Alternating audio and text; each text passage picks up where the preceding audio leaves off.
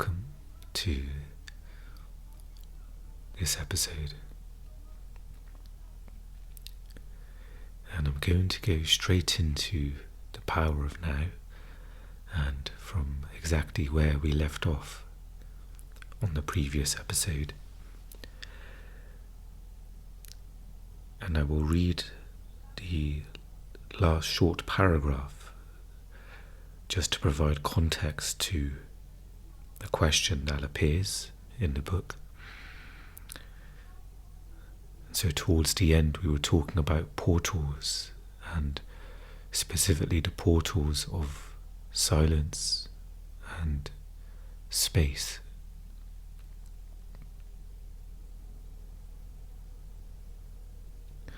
And also the portal of nothing as well, no thing as a portal. And in the last paragraph we read, nothing can only become a portal into the unmanifested for you if you don't try to grasp or understand it. And this is followed by a question, by the continuing this narrative between the reader and Eckhart.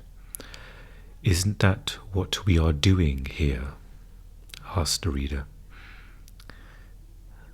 And this is the response. Not at all. I am giving you pointers to show you how you can bring the dimension of the unmanifested into your life. We are not trying to understand it. There is nothing to understand. Space has no existence. To exist literally means to stand out.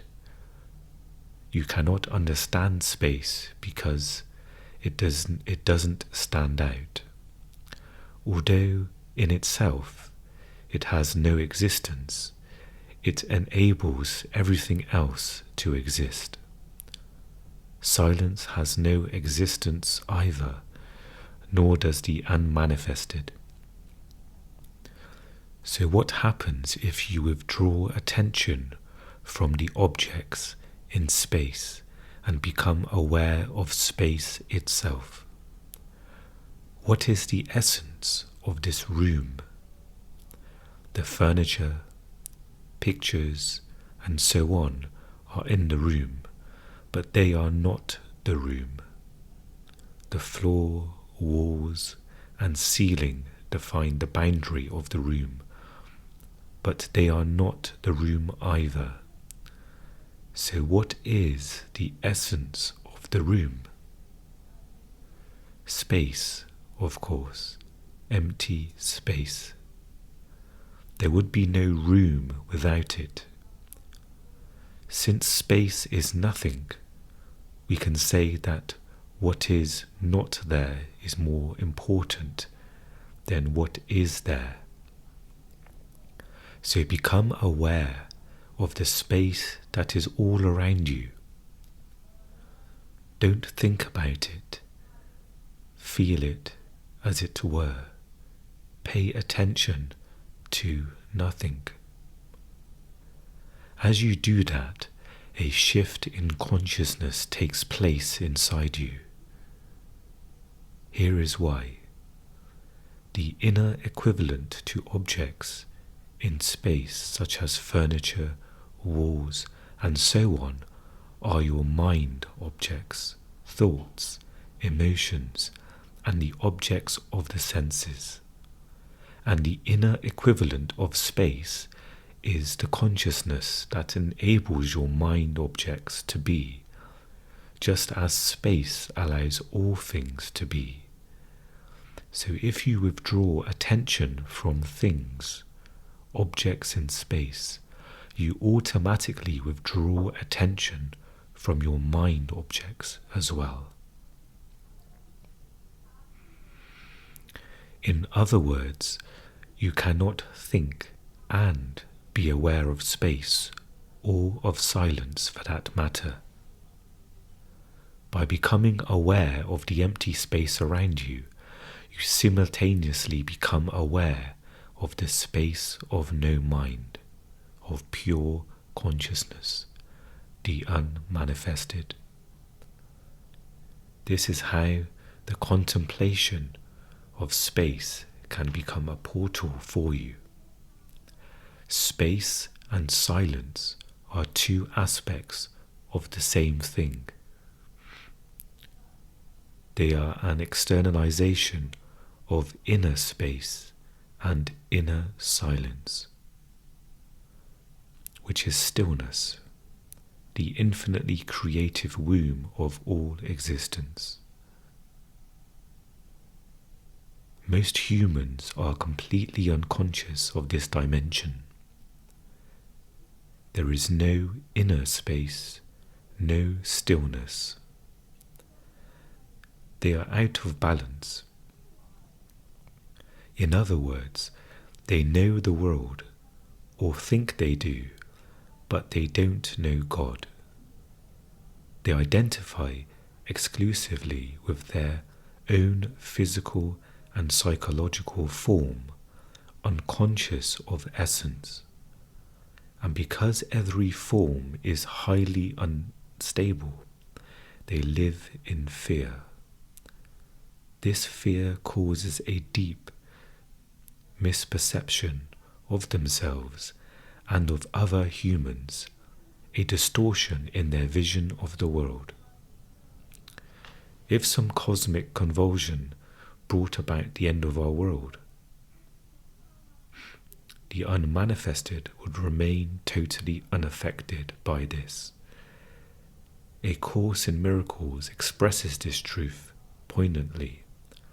Nothing real can be threatened, nothing unreal exists. Herein lies the peace of God.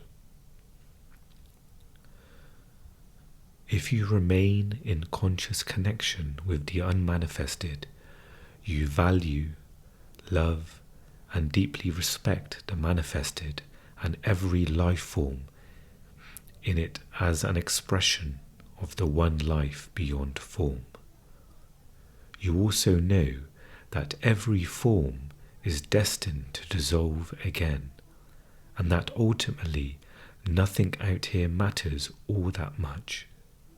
You have overcome the world, in the words of Jesus, or as the Buddha put it, you have crossed over to the other shore. So that was the end of that question being answered. And before reading on, perhaps we can maybe touch on a few points. But before doing that, perhaps we can just take some moments of silence to feel what has been said and to experience it as well, to experience the space around us, to experience the inner space, the inner stillness, the inner silence as well.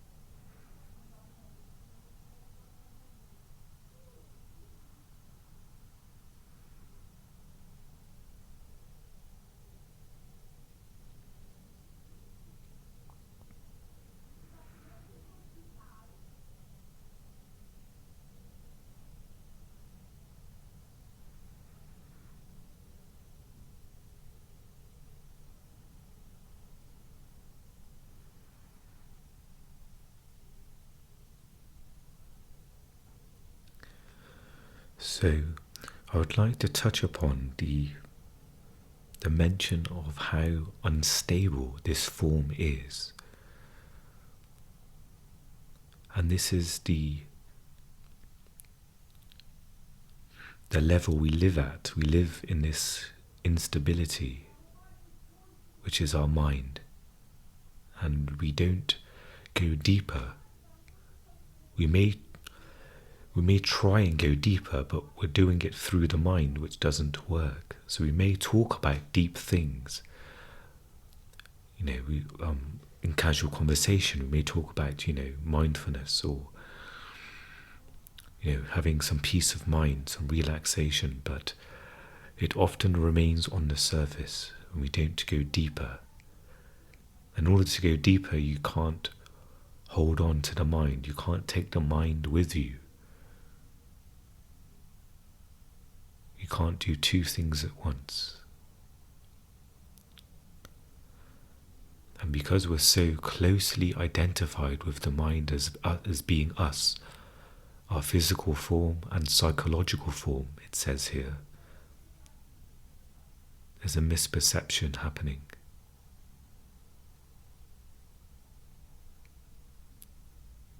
And it's only in suffering that this misperception becomes clear, almost like some smudges on a window. We can see the smudges now. We're aware that, we're not. This is not how we're seeing things.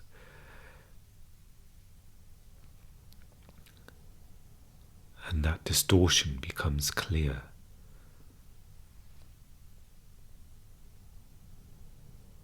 And of course, if we can see that, then we are not that. We can see our emotions, we can see our thoughts. But we can't see or look at our inner silence or inner space. We can only look from there. And again, this is not something to be understood, it's something to be verified, something to be experienced.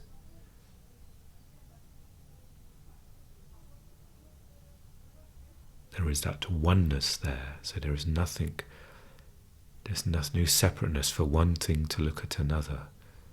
In everything else there is, because everything else, such as physical objects, physical forms, psychological forms, emotions and thoughts,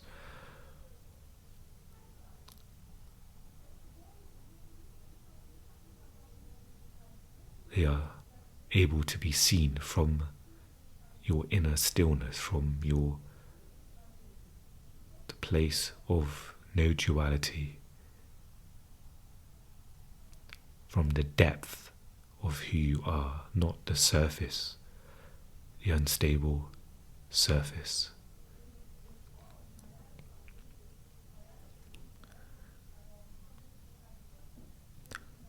So the next title for this section is The True Nature of Space and Time.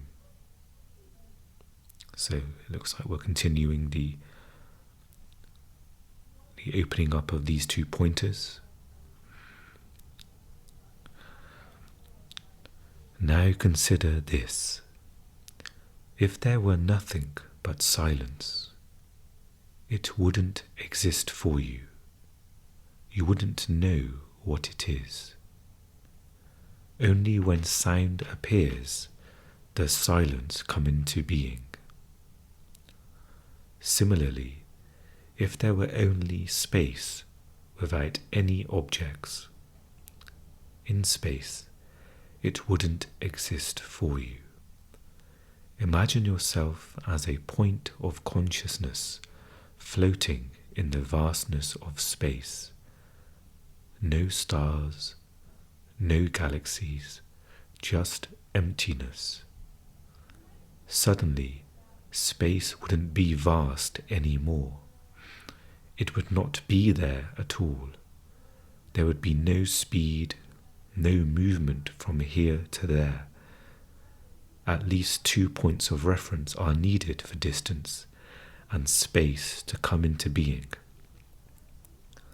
Space comes into being the moment the one becomes two, and as two become the 10,000 things, as Lao Tzu calls the manifested world, space becomes more and more vast.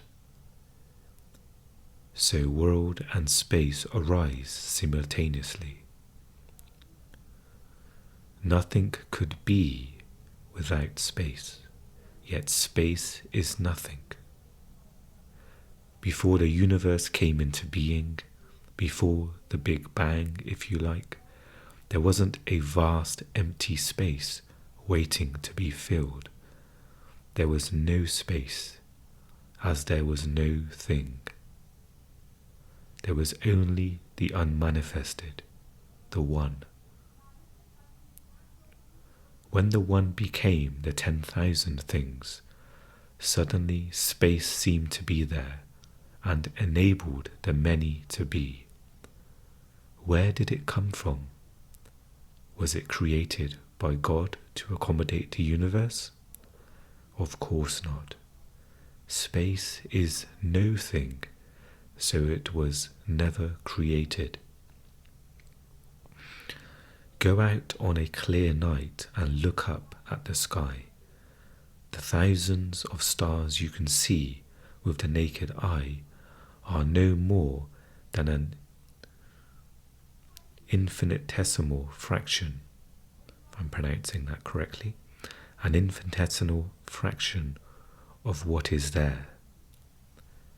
Over 100 billion galaxies can already be detected with the most powerful telescopes, each galaxy an island universe with billions of stars. Yet what is even more awe-inspiring is the infinity of space itself, the depth and stillness that allows all of that magnificence to be.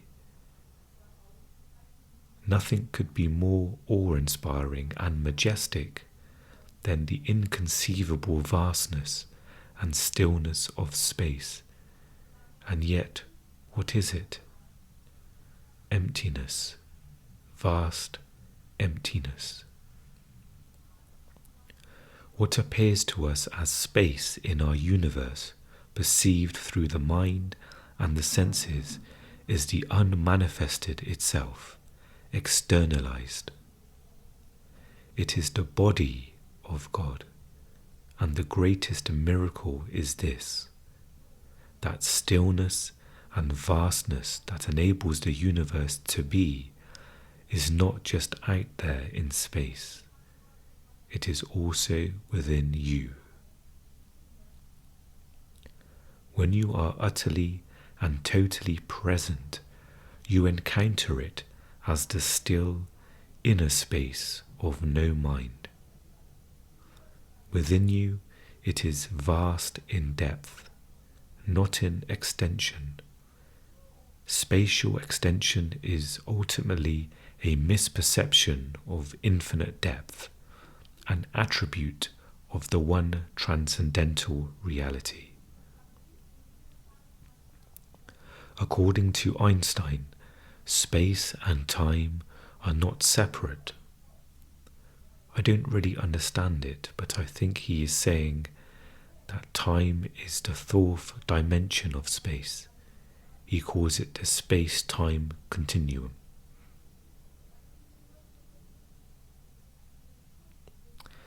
And that was actually a question. So we'll pause there for the moment and I'll read the Einstein question again. And it's okay if what's being said here, if not all of it is absorbing. It's not, generally with books I find it's okay for, some things to absorb and some things not to. And for instance, talking about the galaxies and stars, it's hard to absorb that information. And I think this is where what's being said here can't just be understood. It's something to be experienced, that vast inner space inside of you. And that space is where there is no mind.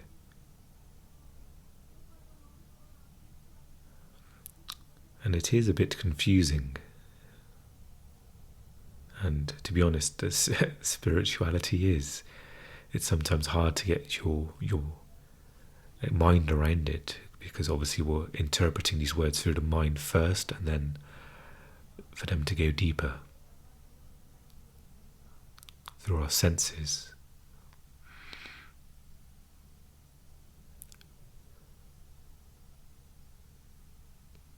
So we can go back almost to the talk about the room, how the furniture in the room is not the room, and neither is the walls or the windows what defines the room. In the room, it's the space in the room. That's the room. I guess a way to see that is if you were to, if there was a way to dye the air in a certain colour, you'll see a huge cloud of air in the room, and that's the room. That's truly what's in it.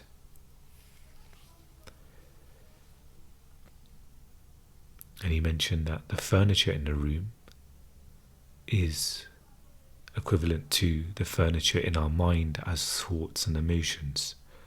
Thoughts and emotions are the furniture, and then which make up the mind. But when there is no mind, there is just space, just as if you were to clear out all of the furniture in the room, there would just be the space of the room. And even on a visual sense, it would feel lighter. It would feel more spacious. And this is to be experienced when there is no thoughts, emotions, reacting from thoughts. What is left? What is left? What is felt? What is experienced? And this is where words come short, because nothing can describe. We can call it space. We're using the pointer of space, but as Eckhart mentions previously, it's not even space. It's subtler than that. But we can use it as a pointer, as a reference to, because we have to use some kind of language for us to talk about this and to almost point to it as well. It's not quite like this, but this will take you towards that direction.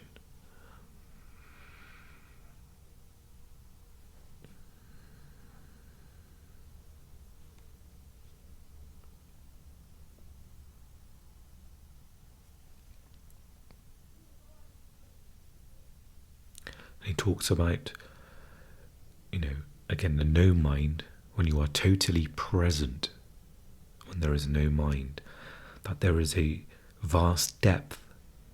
And he mentions not in extension, which I'm interpreting as not a physical, depth, physical inside of you, but a depth that can be experienced inside the inner stillness, the depth of that, not a physical depth.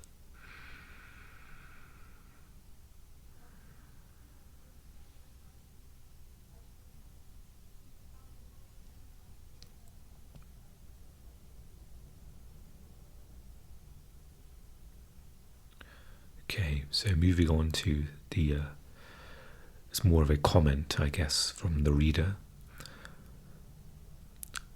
According to Einstein, space and time are not separate.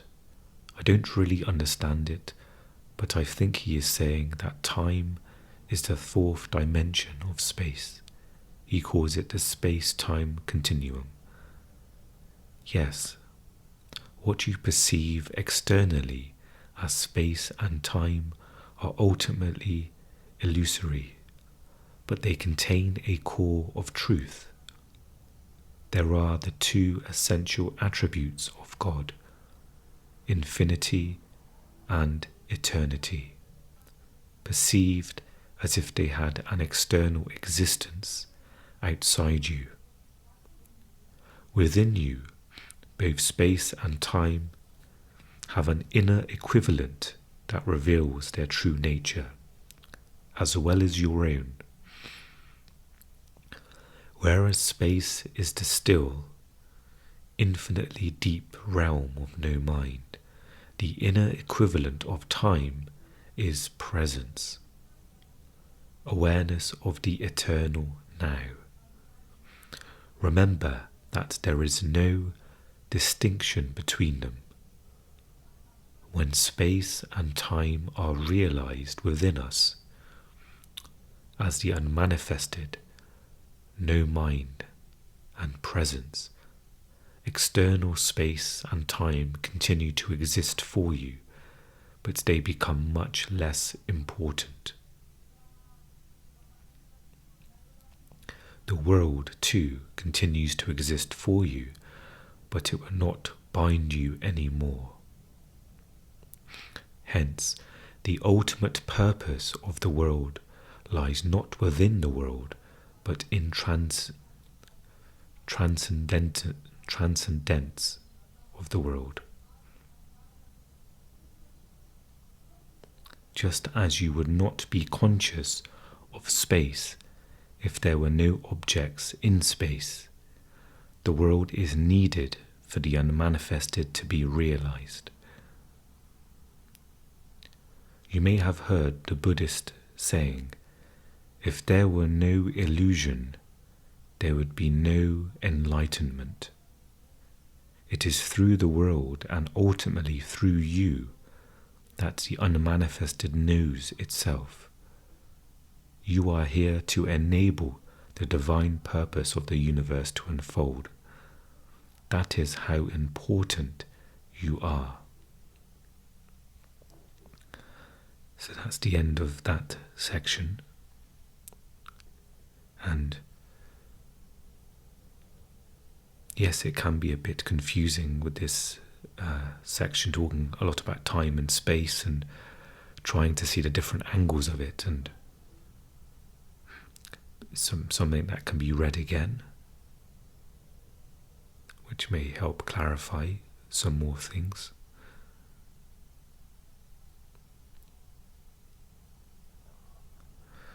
But the essence of this is, once you're connected with the unmanifested, so space and time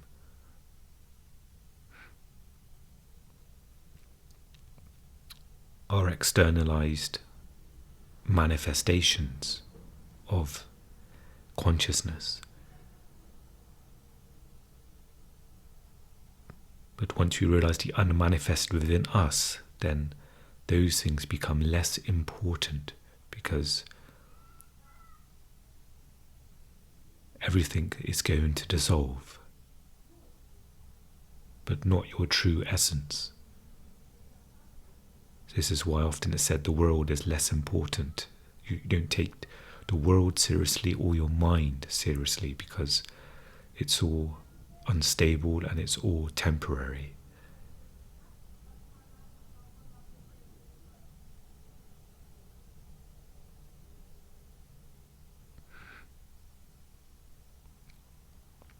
And so he mentions here the world too continues to exist for you, but it will not bind you anymore, meaning, you don't believe this is my world, this is the world that's happening now. Just as you're not bound to your psychological forms anymore, you're not bound to your thoughts.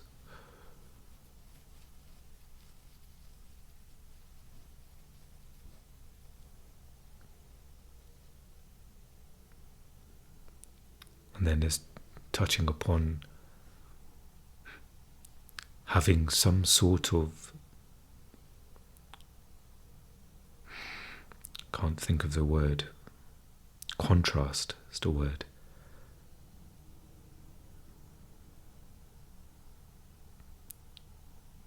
The example here is, if there was no illusion, there would be no enlightenment.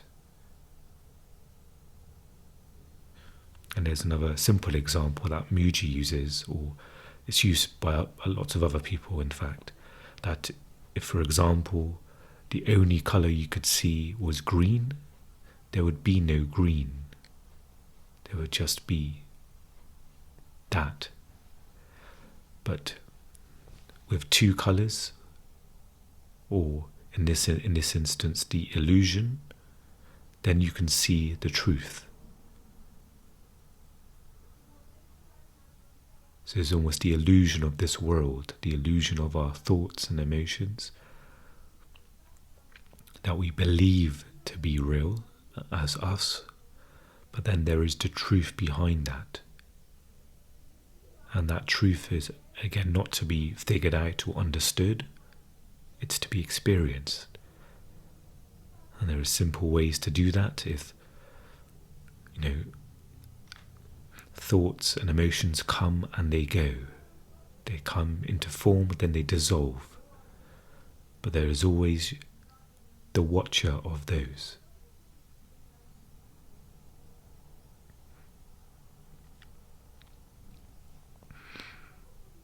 And you can call that the unmanifested, or consciousness. Sometimes we've used the word God, and I think Eckhart uses it sparingly because there is the word's been so overused, it sometimes becomes a hindrance, because you hear the word God and people may look up to the sky for a certain being of God, a person who looks a certain way, and that's how it is. So that's why there are different words used, such as the unmanifested, which I can connect to that. And it's, again, like if you give that to the mind, it's almost like it can't be understood, like measuring how big space is. It can't be understood by the mind, only from a deeper place.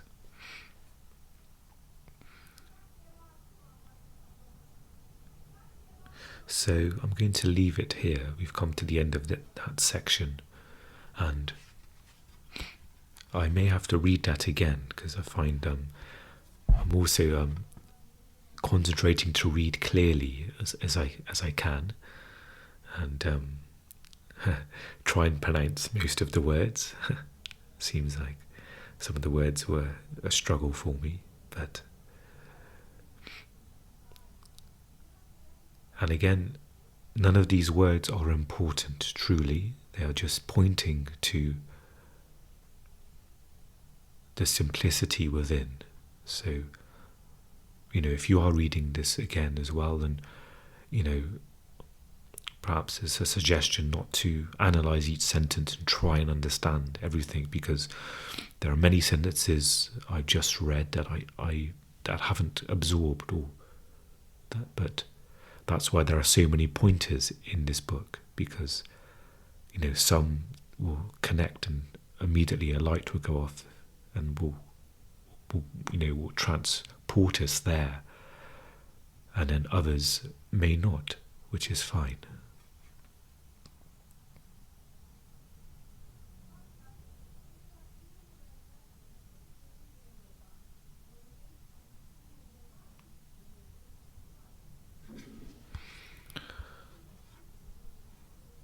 So today, for the rest of the day, I'm going to keep my awareness on space.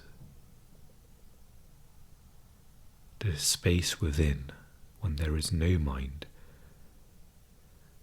And then be aware of the lack of space when thoughts arise, the heaviness, the objects. And you can always use silence as well. When there is space, when you are present, there is space and there is silence. But that can only be known because of the noise of the mind. We talk about that contrast again. And perhaps that's something you can be aware of. And the more we become aware of it, the less the less you want to be in the mind. The more you become aware of the noise of it and the energy it takes up. And then once you've tasted and experienced the lightness, the deep peace of being present, then that will you'll naturally be drawn to that. But I'll leave that for you. So thank you for joining me for today's episode. I wish you well as always, and I will speak to you again very soon. Take care.